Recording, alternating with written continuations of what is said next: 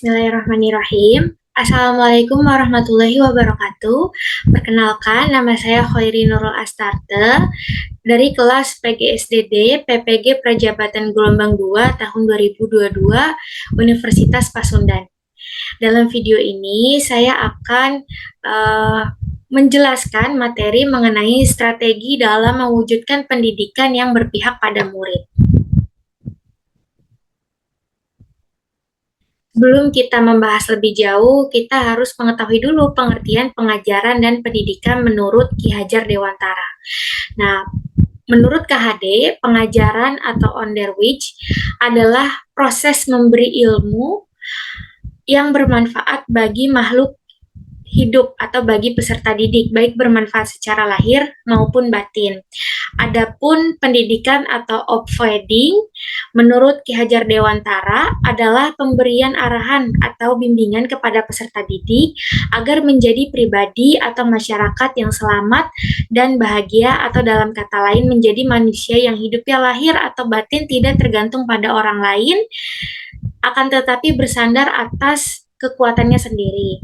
Nah, hal ini dapat disebut pula dengan kemerdekaan batin, kemerdekaan pikiran, dan kemerdekaan tenaganya. Sehingga dengan kemerdekaan dan kemandirian tersebut bisa mengarahkan guru untuk menuntut dan mendidik menuntun dan mendidik peserta didik mencari dan menemukan sendiri pengetahuan dan menggunakannya untuk meningkatkan kualitas hidup bagi dirinya sendiri maupun di masyarakat.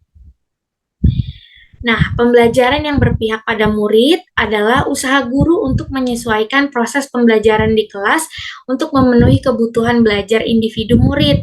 Nah, terdapat ciri-ciri ya untuk mengenai pembelajaran yang berpihak pada murid. Ciri-ciri yang pertama itu memberikan kesempatan siswa untuk mengemukakan pendapatnya. Lalu ciri-ciri yang kedua, memberikan kebebasan membangun sendiri pengetahuannya. Lalu yang terakhir, diberikan kebebasan bagi siswa untuk memahami pelajaran sesuai dengan caranya. Nah, pembelajaran yang berpihak pada murid ini ada dua faktor, faktor guru dan faktor lingkungan. Untuk faktor guru merupakan ujung tombak dan nahkoda yang memegang peran penting bagaimana membawa para muridnya dalam sebuah kapal besar bernama pembelajaran. Nah, untuk bisa melaksanakan peran pentingnya tersebut, seorang guru perlu memiliki keterampilan mengajar, yang diantaranya pertama, gaya bicara menyenangkan dan mudah dipahami, kedua, menjelaskan gambaran umum pembelajaran sebelum dimulai, ketiga, meningkatkan motivasi siswa, keempat, mengaitkan pembelajaran dengan mata pelajaran lainnya, kelima, mengadakan evaluasi, keenam, menggunakan media berinovasi dan berbasis teknologi, ketujuh, menumbuhkan keterampilan siswa dalam bertanya, menjawab, dan berpendapat, lalu yang terakhir, menuntun siswa mengikuti pembelajaran sesuai minat bakatnya. Adapun faktor yang kedua yaitu faktor lingkungan. Lingkungan yang dimaksud di sini secara spesifik adalah sekolah yang menjadi ladang tempat tumbuhnya benih-benih pendidikan. Lingkungan ini harus menjadi ladang subur dan kondusif bagi para murid untuk tumbuh dan berkembang sesuai dengan kodratnya. Untuk itu diperlukan penataan terbaik bagi lingkungan. Nah, penataan tersebut harus dilakukan dengan beberapa langkah, yaitu diantaranya pertama, merumuskan visi sekolah yang berpihak pada murid, kedua, kerjasama semua pihak untuk mewujudkan visi, dan yang terakhir, adanya budaya positif sekolah yang tercipta melalui disiplin positif di setiap kelas dan kesepakatan bersama antara guru dan murid yang dilaksanakan secara konsisten. Nah, sebagai ujung tombak dalam mewujudkan pembelajaran yang berpihak pada murid, guru dituntut memiliki dua strategi yang tepat dalam pembelajaran. Dua strategi tersebut adalah pembelajaran yang berdiferensiasi dan pembelajaran sosial dan emosional. Apa sih pembelajaran berdiferensiasi? Nah, menurut Tomilson tahun 2000, pembelajaran berdiferensiasi adalah usaha untuk menyesuaikan proses pembelajaran di kelas untuk memenuhi kebutuhan belajar individu setiap murid. Pembelajaran berdiferensiasi merupakan serangkaian keputusan masuk akal yang dibuat oleh guru yang berorientasi kepada kebutuhan murid. Nah, ada 3 aspek yang harus diperhatikan guru dalam pembelajaran berdiferensiasi. Yang pertama itu kesiapan, minat, dan profil belajar murid.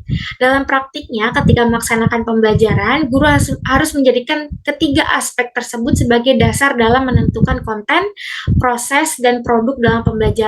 Dengan begitu, guru harus pandai memilih metode, media, bahan pembelajaran yang relevan dengan kebutuhan semua muridnya. Dengan pembelajaran berdiferensiasi, semua murid akan merasa bahwa lingkungannya mengundangnya untuk belajar.